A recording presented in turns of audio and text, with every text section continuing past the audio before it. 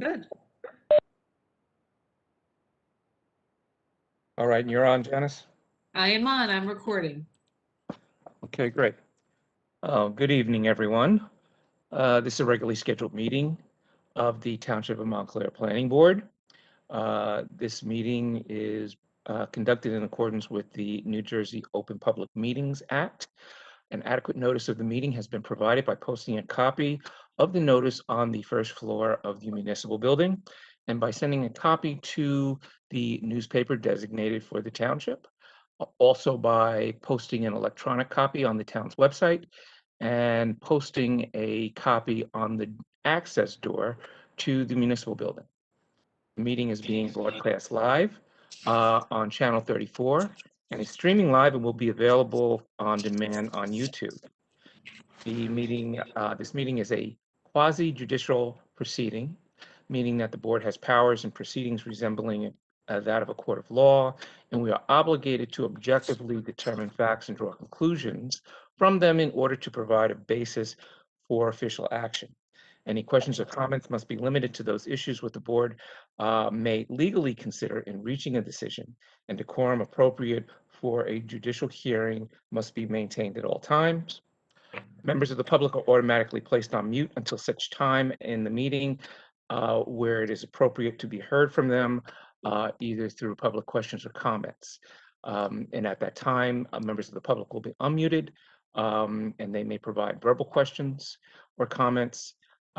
If that is not possible due to technical difficulties, we can also accommodate questions and comments through the chat or question and answer function on the web meeting platform. And as a last resort, by email to jtally@montclairnjusa.org. Tonight's meeting looks to be relatively simple. First thing on our agenda is our roll call, and I'm here.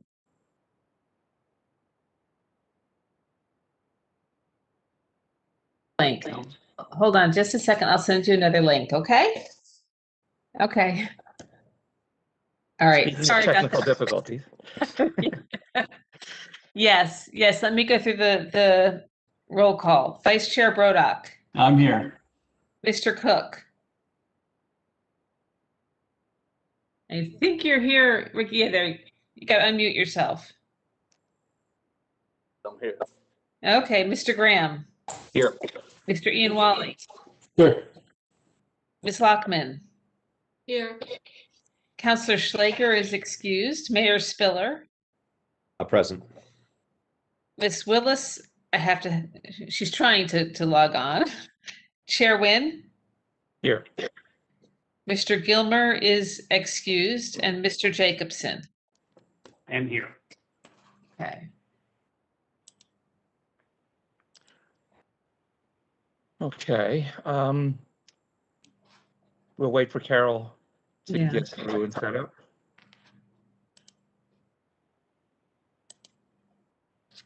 I tried sending her the link directly, so. Do you want to continue? Because it's going to take a few minutes for her to get the link. Okay. Next up, we have on our agenda the approval of the minutes from first our April 12th meeting.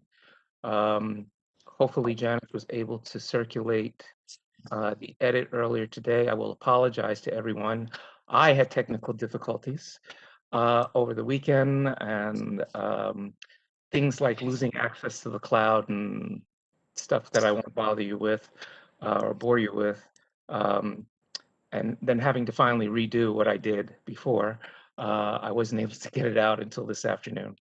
But I believe Janice has put up the minutes on the sharing them, and my edits were only on, yes, the third page. And if you haven't had a chance to look at them prior to the meeting, I think we have enough leeway this evening to, if you'll take a quick look and see if you have any questions with respect to the edits that I made. Are you in a specific color? Are you purple? Yeah, what Janice is showing, let me see. I am in purple. I think It I was looks- red. You're red, and what I crossed out is in blue. I think, John, I might be blue because I made just a couple of editorial adjustments after yours. Is that what? Oh yeah, because my, let's see, yeah, some of my crossouts are in purple also. Right. Funny thing about these things is that depending on if you're whose computer it's on, the colors change. That's And I read them. definitely, I have no problem, I guess, with the changes, especially being that the whole recorded session is online if people want to read it.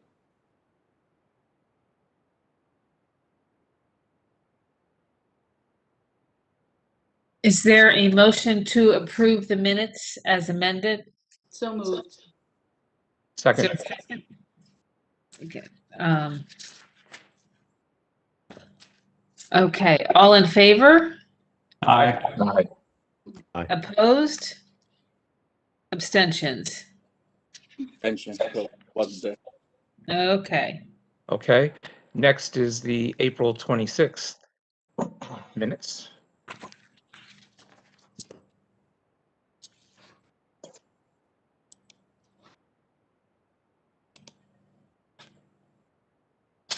Are there any changes? I know that Carmel and Keith circulated the minutes with the changes, which were fairly minor. Is there a motion to approve the minutes as amended? So moved. Second? Second, All in favor? Aye. Opposed? Abstentions? Okay. Finally, and May 3rd. oh, hold on, Carol's here. Let me. Okay. I also know that there were amendments to the May 3rd minutes that were circulated. Are there any additional changes to the minutes? Is there a motion to approve the minutes as amended? So moved. A second? Second, All in favor? Aye. Opposed? Abstentions? Okay. That all right. brings, And let's see, we have the resolution on 544 Bloomrest LLC for 544 Bloomfield Avenue. I believe that, yeah, the changes were very minor. I think it was more grammatical. Is there a motion to approve the resolution as amended? So moved. Second? Second. All in favor? Aye. Opposed? Abstentions? Okay. Well, that was the bulk of our work for this evening. I'm So exhausted. I don't know about you guys. I would just like to say that I thought my work is improving because there was only one change to that resolution. So I was gratified by that. I know Lucky, that, Arthur. I thought it was great work. I thought it summarized what we needed to do extremely well. So thank you for that. Thank you very much. We're expecting perfection from here on out, Arthur. Oh, no. so the next item on our agenda is the board bylaws. Tony, what I did is I took the changes that you had suggested and I made it a red line version of the bylaws so that we can see them within context of what it says. Thanks for doing that. Appreciate it. Oh, no problem. So, what we have here tonight is the version with everybody's comments on it. So this is the first comment about abstaining. Yeah, that was me, okay? I just often, last year, I think Arthur gave us a kind of advice about abstaining. So I took that to mean that we really shouldn't be abstaining from our votes if we've sat through the whole hearing. And then I read the bylaws that it says abstentions are disfavored except for good cause. Yet we never talk about why people abstain. I'm just curious. It seems that we really shouldn't be abstaining, from what I understand from Arthur's guidance and from looking at the bylaws. So I had the same thought too, because we're here to do a job and we should vote. I don't get it, abstaining. I think abstaining, I mean, I abstain from things that I have conflicts with, up front. I'm out. So I'd be interested in discussion on this. That'd be great. Thank you, Tom. Are there typical situations other than conflicts where people abstain? So as the bylaws say, that abstentions are disfavored. There's no bright line rule that defines how and when people can and should abstain. And there is, as my research showed last year, there's no necessity for giving a reason for an abstention either. The most I can get out of Cox was that it's just abstentions are disfavored. You serve on the board, and it is your civic duty as a board member to vote on these applications. Applicants hope for it. The public hopes for it. And so this is the reason for being on the board, is to be able to vote. But again, there is nothing that I've been able to find that says why or when or how. It's really within the discretion of the board member.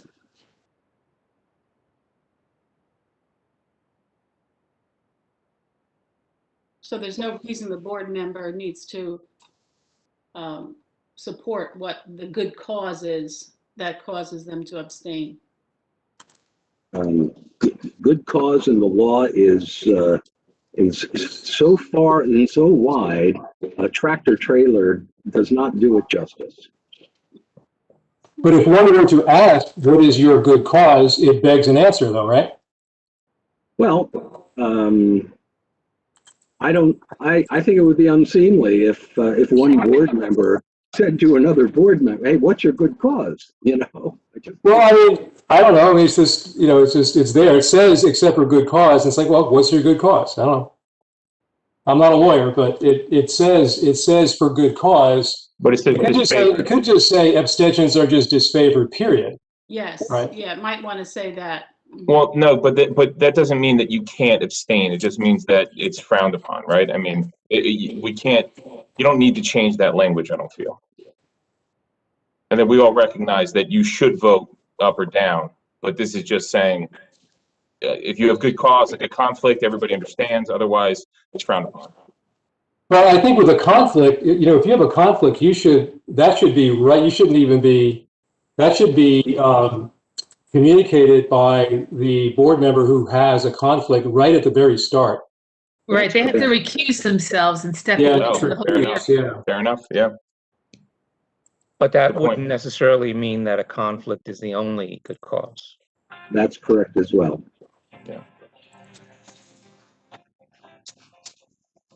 So I'm in favor of just taking out the clause, except for good cause. I wouldn't be in favor of eliminating the second part of it. Abstention. I'm sorry, go ahead. No, go ahead. I was saying abstentions are in fact disfavored, but they're less disfavored if there's a good cause. So I mean, I think both halves of the sentence serve a purpose. Nothing is a prohibition, and we couldn't prohibit it really anyway. So I like it except for good cause, but I hear what you're saying, that it's not doing a whole lot of work in the sentence, but it's doing some. I just feel like you walk away Both elements. and you see abstentions and you wonder, why on earth are people abstaining from this since they listened to everything I did? Am I missing something that they're seeing that causes them to abstain. I don't know. I don't want to be. Well, it could be that, there's issues are debated and then there's one side or the other and you don't want to take sides. So it's easier just not to take sides, right? So it's a path of lesser resistance. I mean, I can see Basically, people though, doing it for political reasons. They don't want to be on the record as voting Yeah. against something. Yeah, I think that's probably, But that's That's one probably reason. it. We're not contemplating all the potential reasons why somebody might abstain. We don't have that information at our fingertips. I mean, perhaps somebody feels unqualified for whatever reason. I don't know. But I don't think we should take that out. We all recognize that it's going to be frowned upon. But we do recognize if somebody can articulate a good cause, it won't be. So I don't think it necessarily needs to be modified. Well, and they don't even have to articulate a good cause. I mean, the reality is we have political members on the planning board, and they're going to do what they're going to do. So are we all, and it's frowned upon, and it'll have whatever public consequences it has. But people are going to have to exercise their judgment in the way they see fit, and what happens tomorrow is tomorrow's problem. so actually when we decide on this, I'm going to abstain, okay? Articulate your cause, please. I don't really understand the issue, and that's that. Well played. Okay, the next one is also my comment.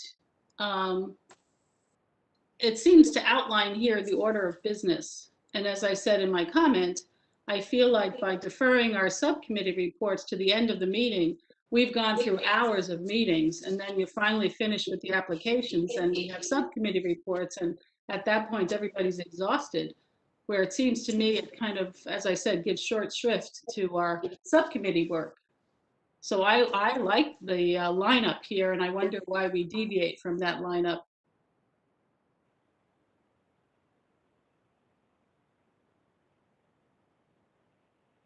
I can tell you that historically, since I've been on the planning board, we've never followed this lineup. And I think primarily the desire is to make sure that the applications get heard and that the public and the applicants are not here any longer than they have to be. And that, we're the volunteers, we reserve time for this to be done at the end of the meeting. And that's why we don't hear new witnesses after 10:30 in order to give us time to deal with these sort of things.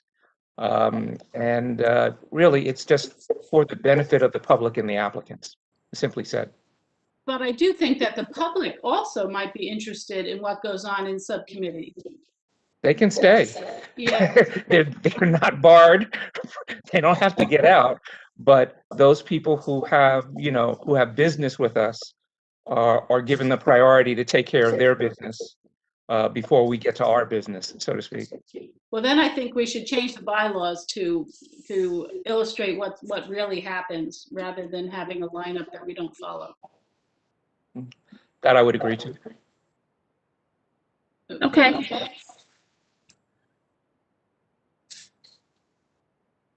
All right.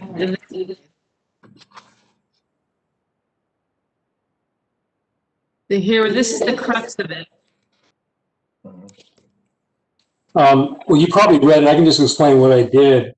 I just put everything that has to do with the Open Public Meetings Act in open meetings, and then just created a new communication section, which is not really covered in the Open Public Meetings Act, but it's presumably more by case law, and just trying to make it like more black and white. When we have a quasi-judicial procedure, we don't talk about it.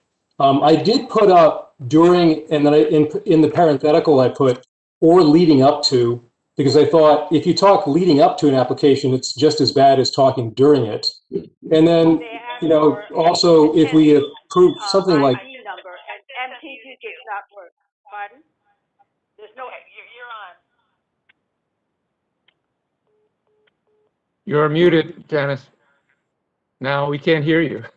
Sorry about that. I just brought Carol in. Carol, you're unmuted so you can participate. Tony, I'm sorry for interrupting you. Oh, yeah, that's okay. Okay, thank you. Yeah, thanks, Janice. And then also in communications, I was just saying that if we agree on this, maybe we just put this on our website and we let the public know that we can't speak, during these times. And we can speak about a lot of stuff. I guess if it's really more of a legislative matter, including, I would assume, redevelopment plans and the master plan, that is where communication is allowed. Although it is somewhat ironic because the redevelopment plans change stuff a lot more aggressively than maybe one application, but I think that's just the way the law works. So, but I guess all we have to worry about is when there is an open application where we have to act in a quasi-judicial manner, and then we should just shut it down and not talk to anyone. That's what I'm hearing.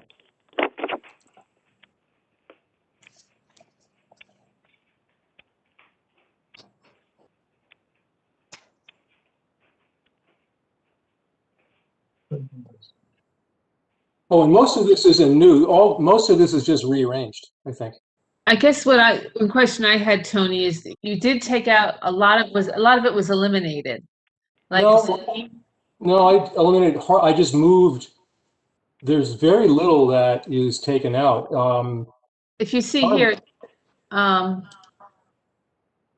this section C here that I've shown you see on page 7, that was deleted. That first paragraph, the second paragraph, the third paragraph was deleted, as well as. But this isn't my work. I don't know. Go. Can you go up and see? I can. Was that a function of your redlining, Janice? Yeah, I took what Tony's recommendation was and deleted what was missing from it, so you could see what his proposal took out of it. Right. Let me go back and see. I mean, there's no reason to take that out. It's just extending what a meeting is into the electronic realm. I don't know why I would have taken that out. The electronic part is dealt with in what Tony wrote. I mean, some of that, there's one paragraph in there that I think we should certainly keep. The others I think would be good, but that one that kind of talks about, what happens if we are speaking outside of the meeting. I think we should keep that. And maybe some of these things that did get deleted, they would fall under that new communications paragraph rather than the open meetings paragraph. Well, I think that the reason why the technology, first of all, I don't think I eliminated that. We can go back to my copy if you don't mind. But the reason why the technology paragraph is in an open meeting section is because they're trying to define when you communicate in technology, you're creating a meeting, and therefore it is regulated by the Open Public Meetings Act. So I think it appropriately belongs there.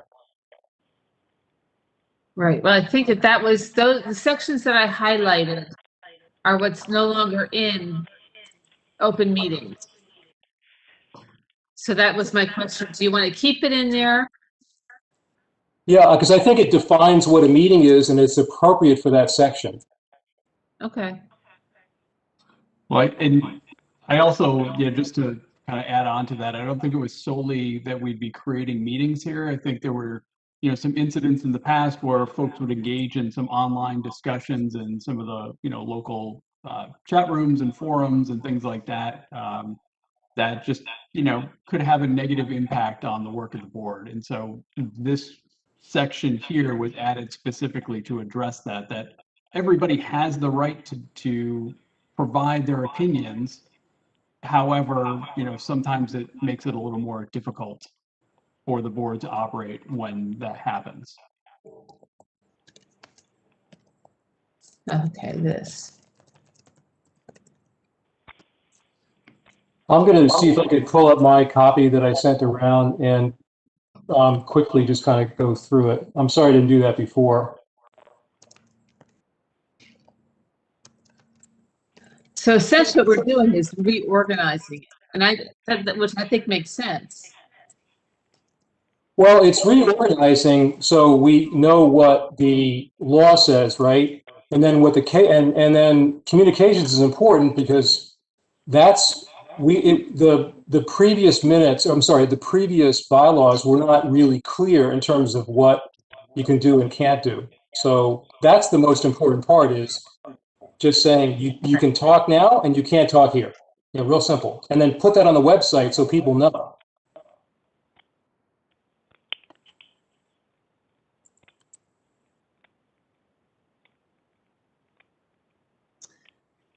I'm gonna see if I can bring up my old clean copy. I don't have it handy. Well, are you saying, Tony, that you don't think that the items here that are deleted should be deleted, that it should all be I don't kept? think that I would have deleted the description of technology. I have no reason to believe why I would have, but I didn't intend to if I did it mistakenly, but I think that's important to remain there because it defines a meeting. All right, so we'll reinstate that language. And the language below there, you know, the board work may be cast in a negative light. That paragraph, Keith thinks that we should be keeping that. So, and I agree. Yeah, I think this is what you had sent me. I think. Oh, okay. Yeah, all right. So maybe this is cleaner to see. Yeah, so there's D. There's the, okay, can you put that bigger again? Sorry. Bring it back up. D. That's where communication is in email and so forth.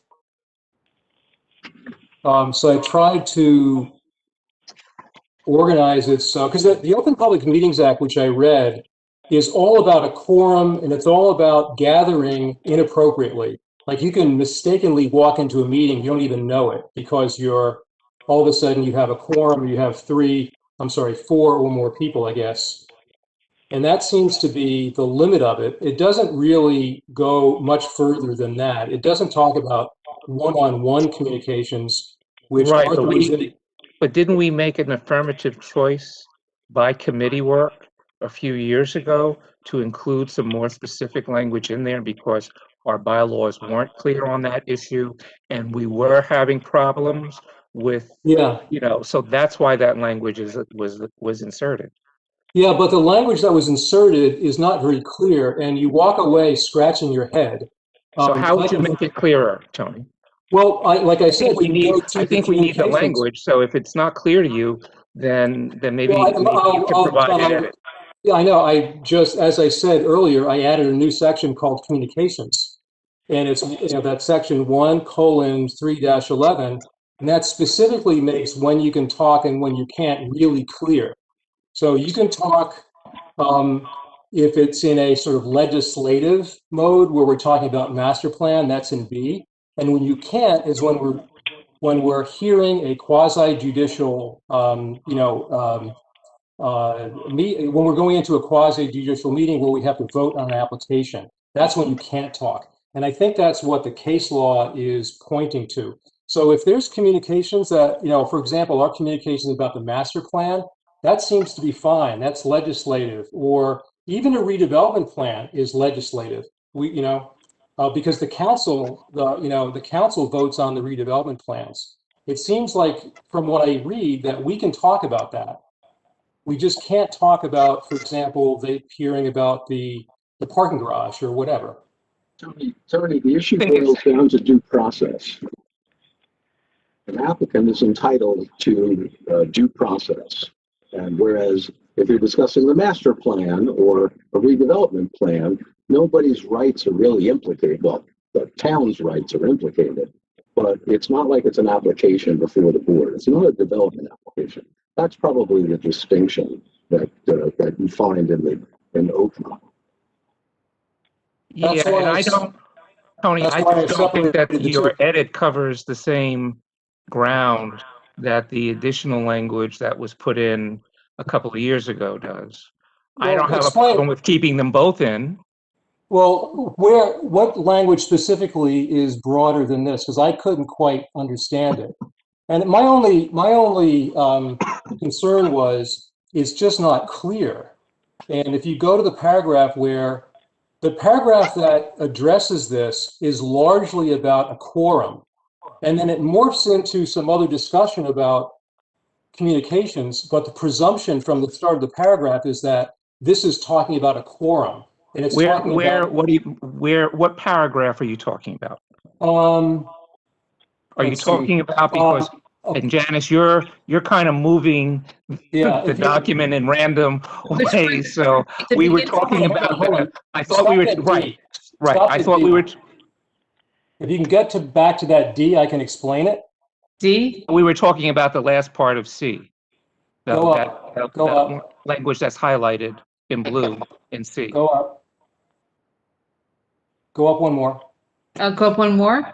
Yeah, to D. Okay, so violation of Public Meetings Act when a quorum engages, blah, blah, blah. All such communications, whether expressed or through transit.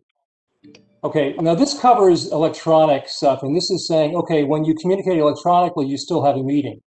Now, this last sentence is what I read to be the only prohibition that you can't talk. Should a member perceive that such a discussion, okay, when I read such a discussion, I think, oh, a discussion in a quorum is occurring or imminent, the best approach is to simply state when the next hearing will be held and indicate that any facts or opinions containing that matter should only be conveyed then and there.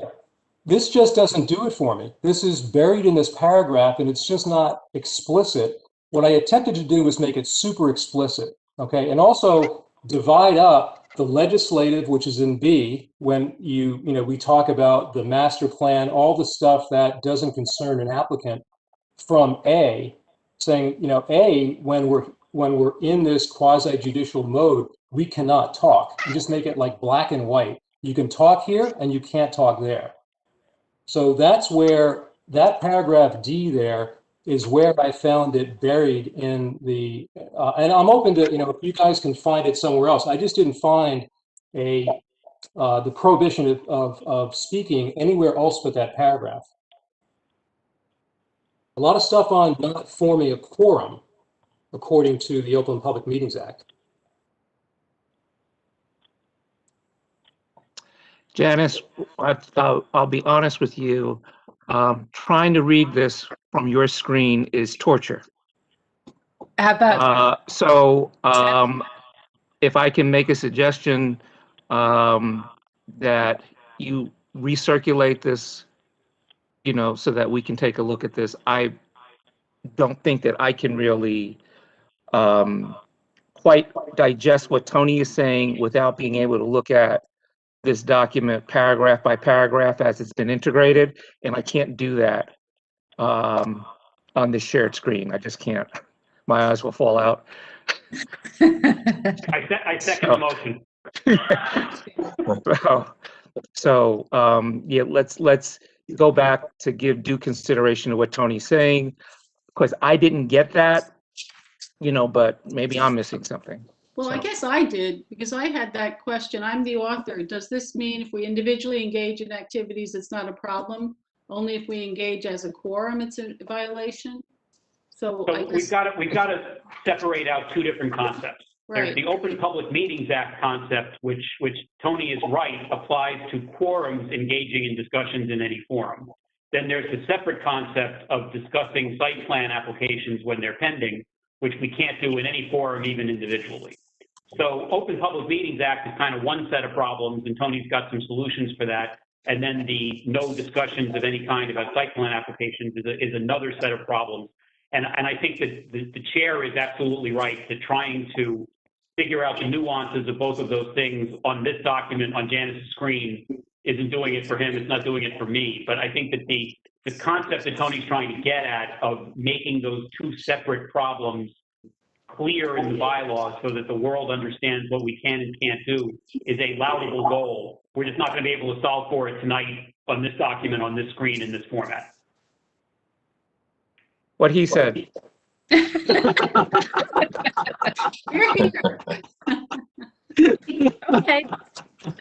I mean, I could work with Janice and then get a markup that is maybe a bit closer to what my clean copy that I circulated, and then Janice could circulate that. Would that be okay? Okay. And if you could address some of my questions, for some reason I'm listed as author. Okay. Okay. All right. The item on our agenda are the bills, paying the bills. Is there a motion to pay the bills? Yeah, I would move to approve the bills. Second. Is there a second? Second. All in favor? Aye. Aye. Opposed? Abstentions? I'm not going to abstain just for the sake of abstaining to make the point from earlier, you know. Point made. Okay, all right. Janice, when is our next meeting, and do we have anything coming? Our next meeting is June 7th, and we have a very exciting application that evening. Members of the DRC, you're going to hear sign for the cemetery at 712 Grove Street that evening. That's a dead issue, I thought. Oh, Ouch. oh, man. Yeah, Did you say Sure. that they revamped their application according to the comments that the DRC made? they haven't submitted anything, but I know they're noticing for it, so I haven't seen anything yet. Okay. But yeah, so that's on June 7th. I'm going to try and schedule the master plan hearing for June 21st. And then we have some new larger applications that we'll hear in July. They have to go to the DRC and the HPC before they get to the planning board. And things will pick up over the summer. Oh, good. I do have a question for you, just once again, regarding the bylaws, just to bring us back there for just 1 second. What is the instruction about talking with people from the HPC? Are they considered kind of a joint committee with us, or should we not be speaking to them when there's an application? About what and when? About an application. About a pending application Yes. and about their opinion? Well, they've given us a report. Maybe we want some clarification about the report, but we cannot speak to them privately. Officially, HPC, has the status of a board expert, right? Consultant. That's how we use them. I think the issue from what is that the report is issued as the consensus document of the HPC, which may not represent the opinions of individual members of the HPC. So that's just something you have to bear in mind. Right. So you would want to go back to, if you have a question about it. We have a representative of the HPC who sits on the board, who can give us some insight.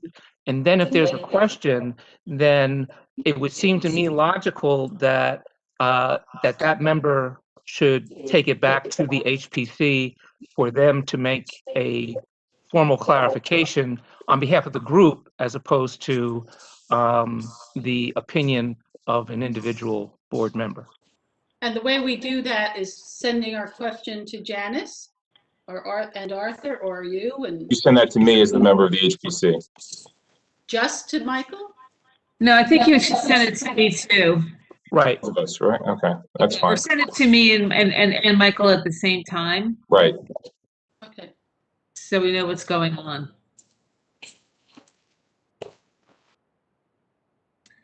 All right. If we don't have anything else, everybody, I think we're done. And it's only 8:13, so don't go crazy or anything, but enjoy the rest of the evening. And hello and goodbye. If you're courting a motion to adjourn, I will make one. Motion to adjourn, yes.